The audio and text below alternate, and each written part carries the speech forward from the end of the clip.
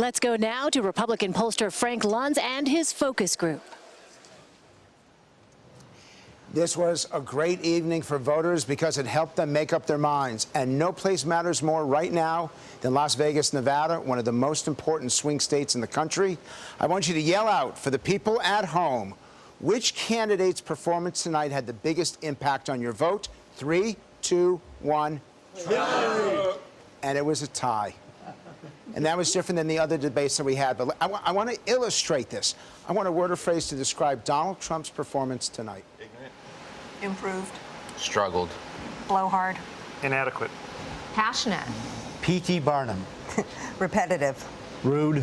I want to flip it. Word or phrase to describe Hillary Clinton tonight. Presidential. Competent. Snooze fest. Criminal actress. More believable. Politician. Not particularly good for either candidate. This is not the evaluation I would want from my teacher. In the break, you said something that I thought was very interesting and very emotional, and I wonder if you would repeat it, about how you feel about the candidates who've been running for office and what they've promised and what you think of them now. All candidates have promised the African American and the Latino community changes, and nobody has done that. Nobody has changed anything. So when I go to vote, I'm going to vote for the less of the two evils, the menopausal one, because that's where I'm leaning towards. Nobody has done anything for my culture since '73, since I've been born. I ain't seen no changes. How many of you feel forgotten by Washington? Literally, like your voice doesn't matter. Raise your forgotten. So that's well more than half of you. What have they forgotten? What don't they hear?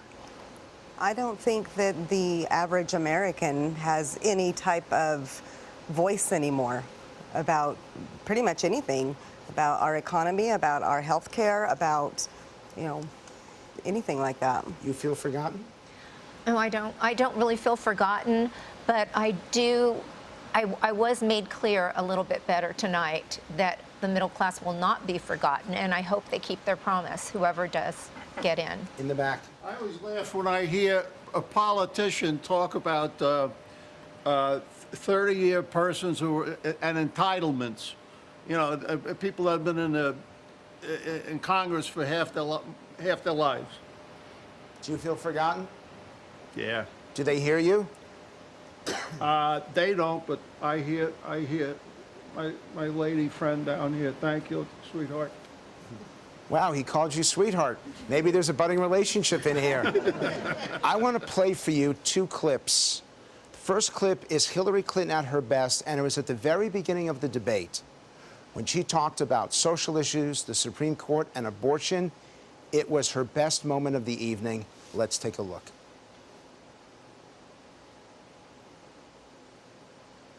That is not the way our democracy works. We've been around for 240 years. We've had free and fair elections. We've accepted the outcomes when we may not have liked them. And that is what must be expected of anyone standing on a debate stage during a general election. President Obama said the other day, when you're whining before the game is even finished, it just shows you're not up to doing the job. The problem is you talk, but you don't get anything done, Hillary. You don't. Just like when you ran the State Department, $6 billion was missing. How do you miss $6 billion? You ran the State Department.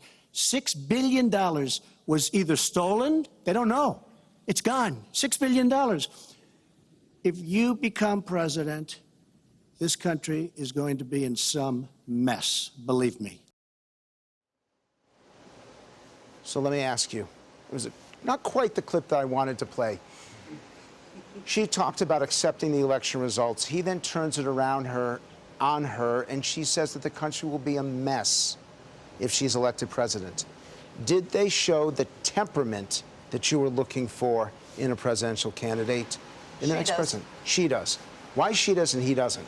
She's so much more polished than him. She's been doing this for 30 years. I don't trust her, but she is very polished, and she has a good temperament for a politician. Yeah, I feel like she talks a great game. She really knows what she's doing, and she says things that I want to like it so much, but I just feel like she's lying to me half the time. Temperament in the back. I like Hillary Clinton a lot, but I think she uses the woman card too much. And that's where she gets all the sympathy from. So now I want to show you the Donald Trump clip where he talked about holding Clinton accountable for her time at the State Department and specifically $6 billion that were lost. Let's play that clip and let's see why they reacted as favorably as they did. The problem is you talk, but you don't get anything done, Hillary. You don't. Just like when you ran the State Department, $6 billion was missing. How do you miss $6 billion? You ran the State Department. $6 billion was either stolen, they don't know. It's gone. $6 billion. If you become president, this country is going to be in some mess, believe me. So let me ask you this. $6 billion, is that a significant number for you? $6 billion is a huge amount. There should be accountability. One of the problems with Washington, there's very little accountability. We're the taxpayers. We ought to know. There ought to be an open book. We ought to know where this money is being spent. So is that why the clip did so well for you all, that it talked about accountability? And even beyond the $6 billion, there was an ambassador killed. There's only been 5 in modern times. There's only been 1 that asked for additional security. My ancestor was one of the founders that wrote the 4 important documents to start our country. I think everybody forgets that in the document it says it's not only our right, but our responsibility to question our government. And that's why the clip did so well. And we need to know, like, if there's money missing, you know, what's going on? It's our ambassador and our military are getting killed. What's going on? It's a good, solid point and topic that he can go after her for her executive skills. It's a time when she's been in government that he can really point out and kind of attack her on it. If he spent the whole election with those kinds of points instead of jumping into the 9-month abortion, sidetrack, he would have been winning by now. Yeah, and it just plays right into, you can't trust Hillary Clinton because most everything that comes out of her mouth apparently is untruthful. And if she is truthful, you don't know what it is. How many of you have a basic positive opinion of both Trump and Clinton? Raise your hands. Overall positive of both. 1, 2, 3. How many of you have a negative opinion of both? Raise your hands. Just about everyone. So how does that make you feel that you dislike both candidates? It's very difficult for me because I'm picking the lesser of 2 evils, which I think Hillary Clinton is. I want to pick Donald Trump so badly, it's ridiculous, but I just don't feel like I can because I think he's crazy. You don't like both candidates. How do you deal with that? Well, I was a diehard Bernie Sanders supporter. I had his sign in my yard forever, and then I was kind of flipping over to Jill Stein, and my sample ballot came in the mail, and there was no Jill Stein on it, so now I'm stuck with one of these loser candidates. Loser so I'm candidates. just kind of like, which is the worst? See, he's called them both loser, which means that no matter who wins, he gets audited by the IRS. Kevin. I've always judged a person by their actions as opposed to their words. And while Trump has said some real stupid, vile things, Hillary has done a lot of real stupid things.